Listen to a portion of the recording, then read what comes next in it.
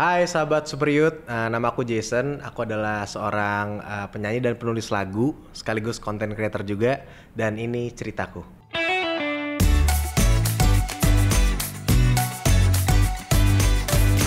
Sebenarnya kalau ngomongin soal kayak proses hidup, kayaknya aku yaitu again sampai dengan detik ini nih semua penyertaan Tuhan lah.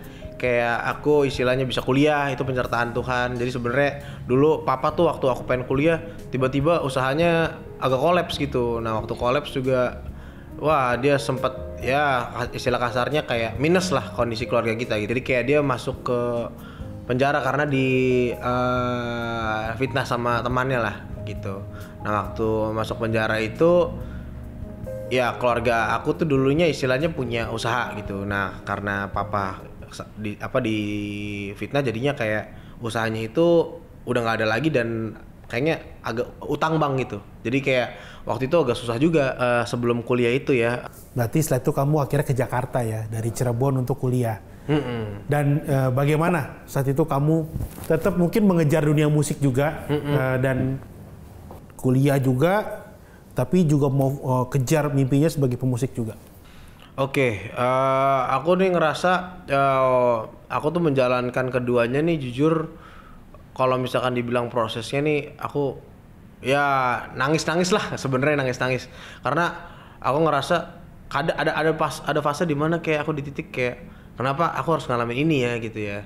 Tapi ternyata ada salah satu waktu itu aku udah punya mentor di Cirebon juga, dia bilang kalau kamu dipilih untuk punya masalah ini berarti kamu akan next level gitu. Maksudnya kamu bisa ngelewatin ini gitu. Dan ketika kamu udah ngelewatin ini kamu akan next level dan kamu akan jadi pribadi yang lebih tangguh, lebih wise gitu. Kita sekarang lagi sering dengar tuh namanya sandwich generation. Iya.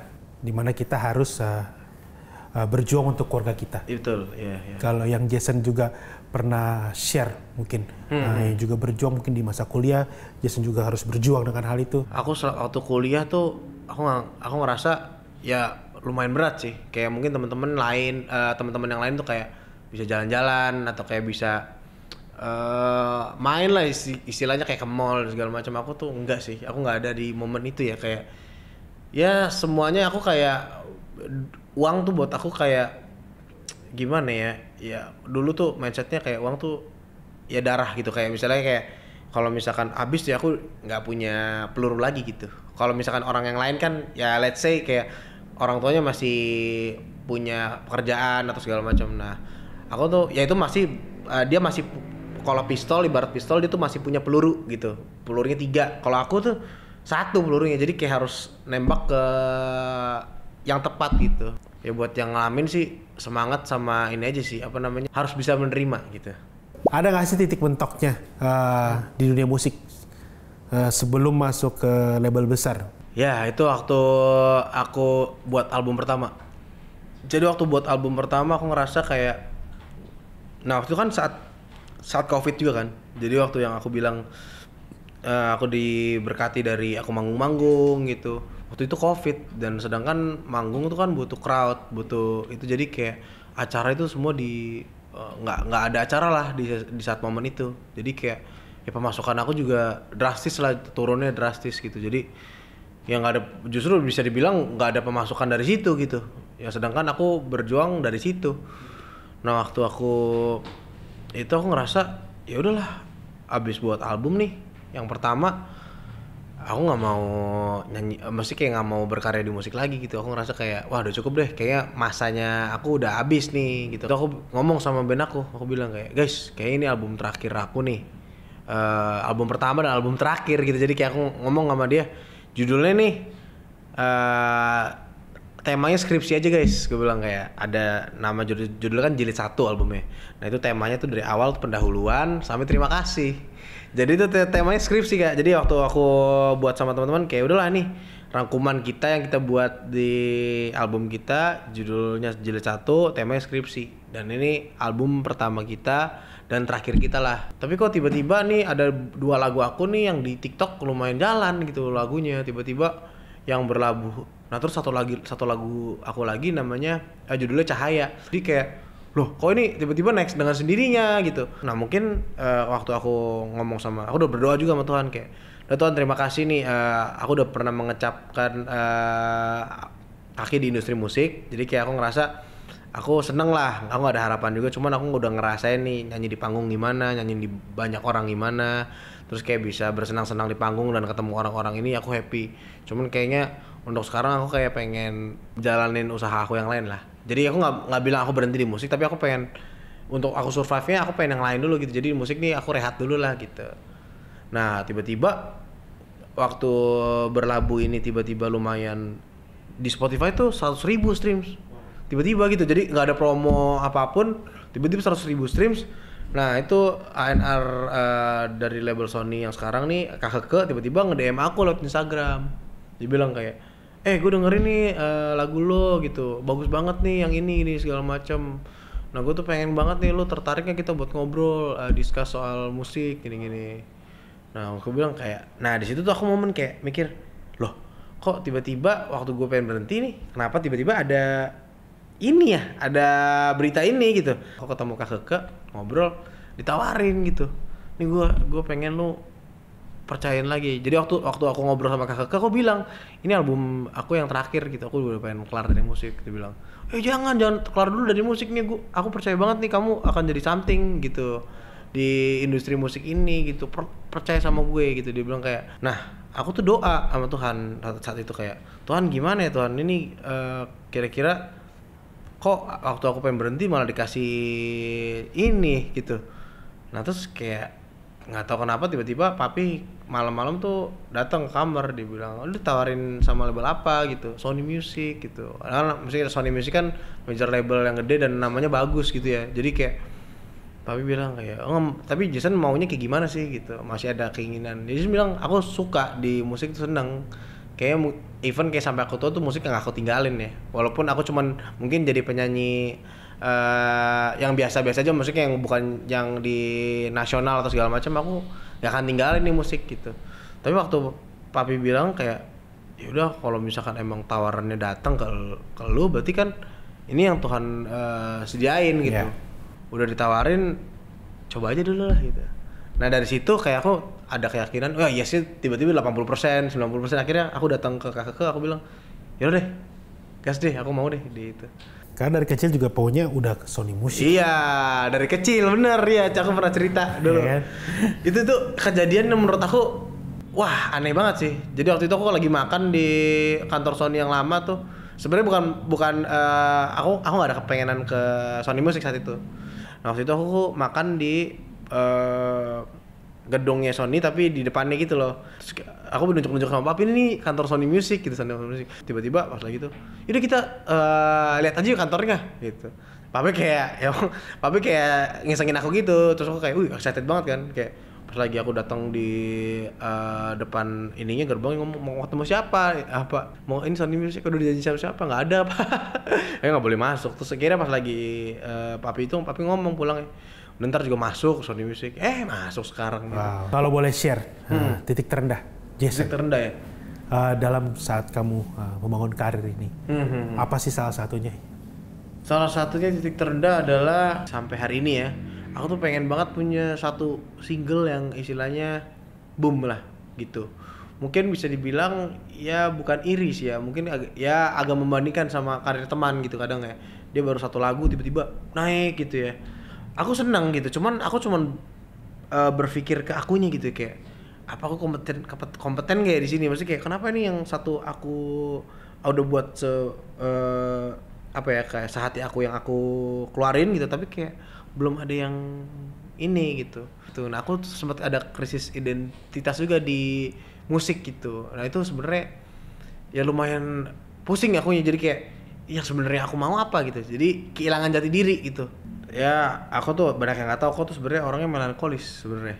Cuma orang nggak tahu kan, maksudnya aku orangnya mungkin kelihatannya sanguin gitu, kayak senang senyum. Tapi kalau jujur ya, hal yang selalu aku bikin aku selamat tuh adalah aku tuh punya saat teduh setiap malam gitu. Kalau misalkan aku stres gitu ya, yang aku bisa lakukan adalah aku nyembah Tuhan sampai teriak-teriak gitu ya. Maksudnya kayak itu salah satu cara untuk aku meluapkan emosi aku gitu.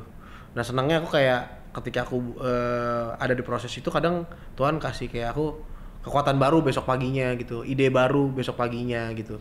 Menurut aku materi yang paling besar yang Tuhan berikan di hidup ini menurut aku tuh damai sejahtera.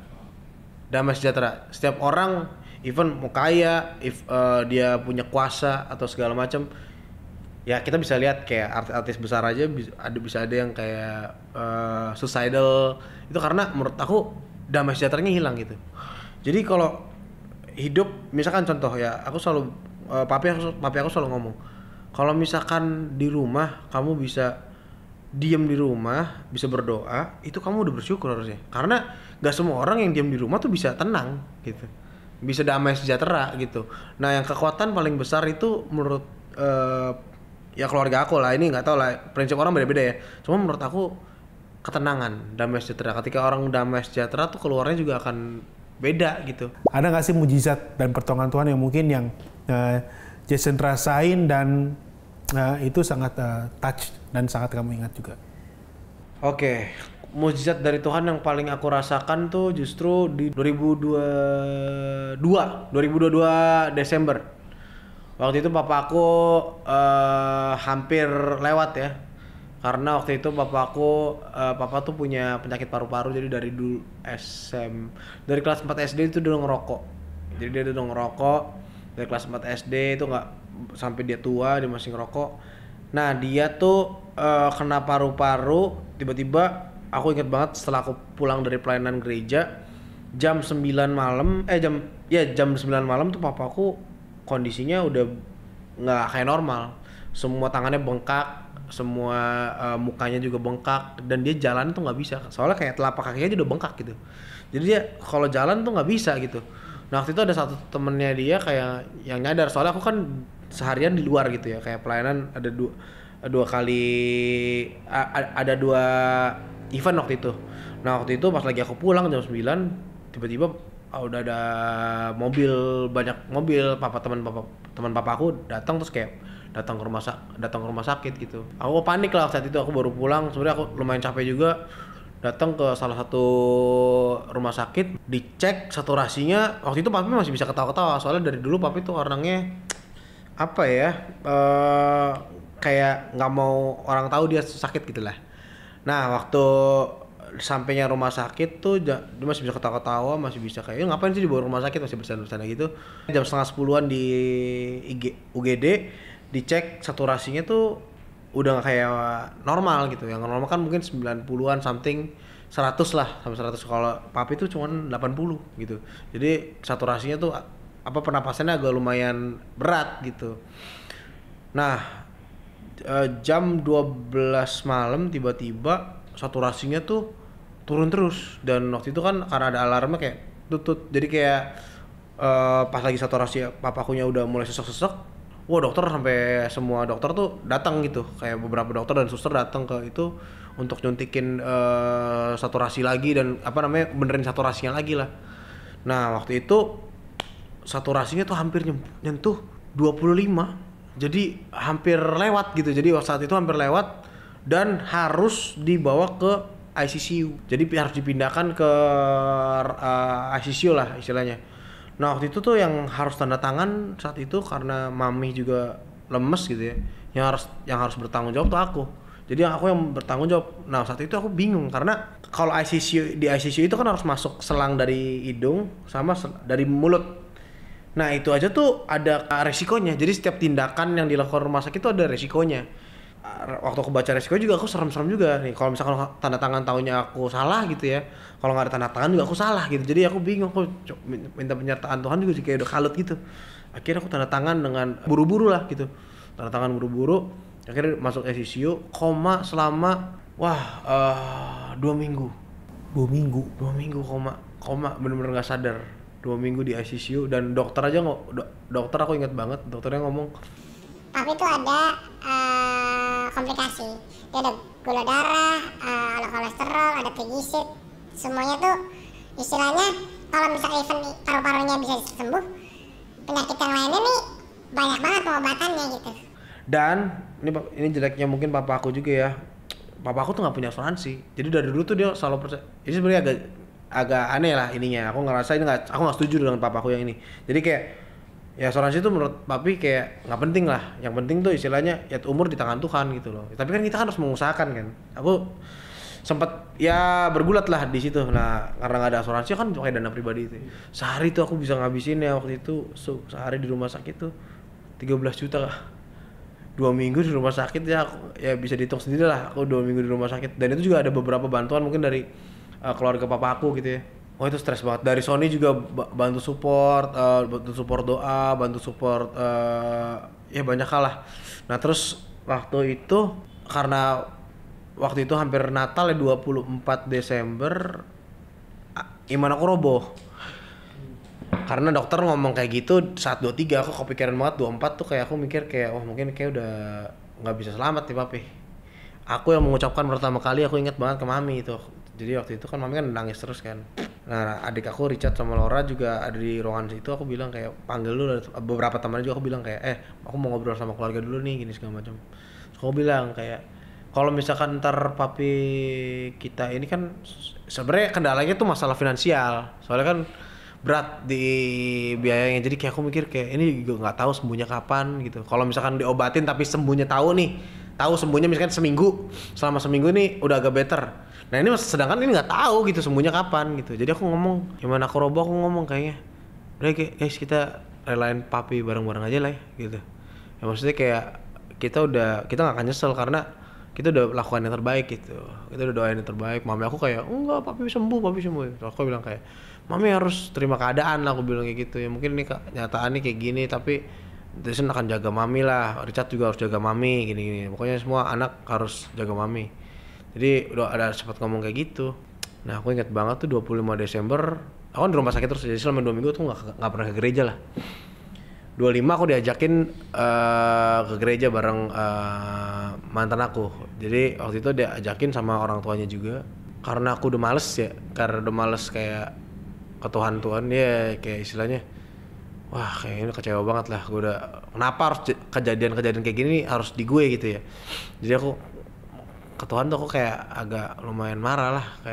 Nah aku tuh yang lain pada pengen duduk depan nih. Aku bilang aku pengen belakang aja lah, paling belakang kalau bisa. Jadi ada bangku tambahan sendiri aku ini. Tapi yang lain mantan aku sama keluarga itu duduk di samping aku. Waktu itu ada malam kudus inget dia ngomong, pendetanya ngomong pokoknya apapun yang lagi alamin sekarang kalau misalkan Tuhan berkehendak yang punya sakit tuh sembuh gitu. Nah, ini sembuh terus kayak aku dibilang itu angkat tangan Jason gitu kalau misalkan ini segala macam. Nah terus tuh udah aku cuman kayak akhirnya keluarganya juga doain aku gitu ya keluarganya aku doain aku terus minta kesembuhan Jason buat papi gitu ya. Karena aku waktu itu kayak nggak punya harapan lain gitu ya kayak aku mau ya udahlah aku doa aja deh. Jadi saat itu aku taruh harapan aku keinginan aku mungkin di Desember tuh runtuh semua. Yang aku inginkan cuman papi aku sembuh gitu. Udah aku doa lah di rumah di gereja. Nangis aku di malam kudus. Aku ingat banget sambil megang Lina ambil aku nangis sesuka karena bilang Tuhan nih papi aku mau sembuh Tuhan. Kayak belum siap. Jason aku orangnya kan agak susah untuk ngomong apa adanya ya gitu ya. Tapi di saat itu aku ngomong apa adanya. Kayak aku masih belum siap kehilangan papi walaupun di dunia ini Jason masih kayak kadang suka nggak terima orang tua Jason kayak gini atau gimana. Tapi kayak belum sanggup untuk kehilangan papi nih, belum siap lah gitu. Tolonglah jangan diambil dulu lah, ngomong gitu. Besokannya masih belum ada jawaban lah, papi masih koma. Dosanya tanggal 27 aku inget. Tiba-tiba gerak tangannya tuh, tok. Dokter tuh sampai karena kalau aku lagi ngomong sama papi, walaupun papi nggak bisa dengar kan. Aku ngomong papi, aku bilang kayak harus kuat ya pi, harus semangat nih, sembuh papi. Tiba-tiba gerak tangannya, tok terus kayak gerak. Nah dia bisa ngangkat tangan tuh. Dia abis gerak itu dia kayak angkat terus kayak papi gerak nih. Si dokter aku panggil, dokter ini papi gerak. Akhirnya pas lagi dilihat ininya saturasinya naik tuh dari 60, 70, 80, 90. Terus kayak dokternya kan bingung kan, akhirnya di beberapa alatnya dicabut gitu. Terus kayak dicek gula darahnya di laboratorium. Nah ini ajaibnya Tuhan nih, semuanya normal. Jadi kolesterol normal, gula darahnya normal, trigliseridnya normal, semuanya normal. Cuman yang nggak bisa sempurna tuh saturasinya gitu. Jadi kayak paru-parunya mungkin udah nggak bisa berfungsi dengan baik, tapi masih bisa hidup gitu. Jadi dokter juga bingung kayak saturasinya tuh papi aku sampai hari ini ya itu mentok di 80. Orang normal 90, 100, ini 80. Dia tuh 10 itu hilang gitu. Maksudnya kayak makanya dia kalau jalan agak jauh tuh agak sesek. Tapi sembuh tuh. Di situ aku sujud sembah, aku kayak wah Tuhan terima kasih Tuhan. Aku ngerasa senang banget lah.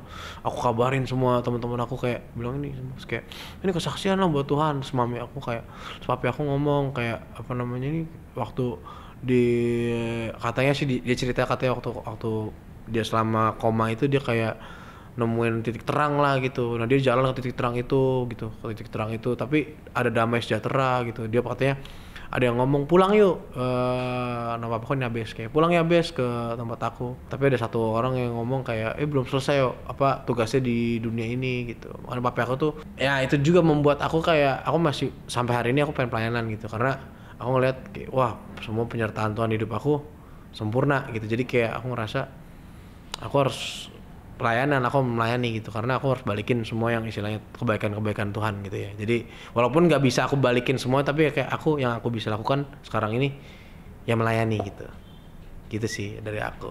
Bagaimana sih Jason yakin bahwa Tuhan Yesus akan menyertai Jason ke depannya dalam karir Jason juga dalam bernyanyi dan juga dalam menyertai memelihara keluarga Jason juga? Oke, jadi aku punya ayat nih aku bacain ya. Galatia 2 ayat 20 dia ngomong, namun aku hidup, tetapi bukan lagi aku sendiri yang hidup, melainkan Kristus yang hidup di dalam aku gitu.